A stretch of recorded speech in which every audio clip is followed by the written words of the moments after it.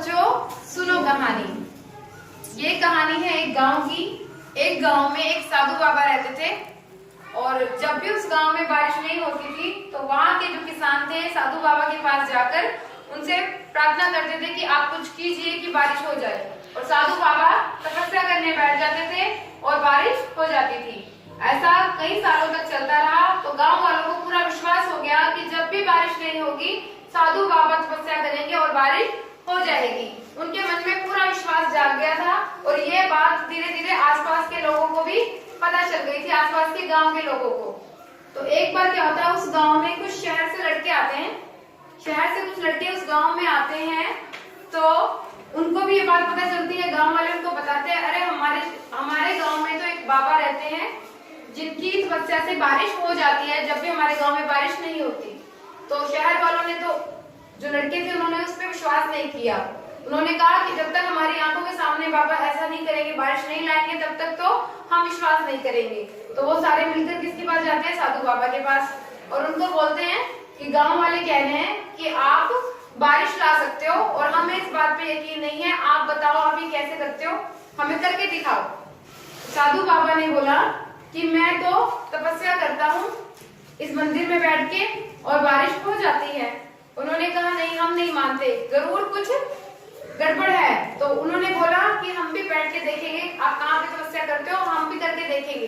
तो एक लड़का वहां पर बैठता है जहाँ पर वो साधु बाबा बैठते थे तपस्या करने के लिए और 2 घंटे तक तपस्या करता है पर बारिश नहीं होती। फिर दूसरा लड़का आता है, वो बोलता है मैं करूंगा तपस्या। वो वहां पे बैठता है और वो भी 5-6 घंटे तक बैठ के तपस्या करता है पर बारिश नहीं होती।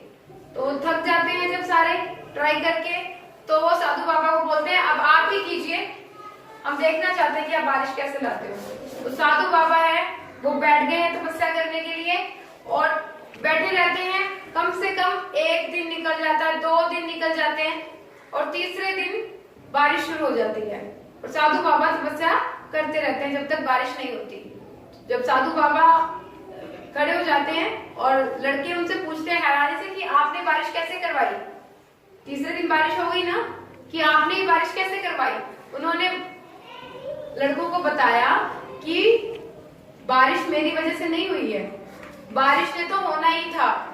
बारिश तो अपने मौसम के अनुसार होती है। ये तो गांव वालों का मुझ पे विश्वास है कि जब भी बारिश नहीं होती वो मेरे पास आ जाते हैं और मुझे बोलते हैं कि आप कुछ कीजिए। मैं इनका मन रखने के लिए तपस्या करने बैठ जाता हूँ पर मैं तब तक नहीं उठता जब तक कि बारिश नहीं होती।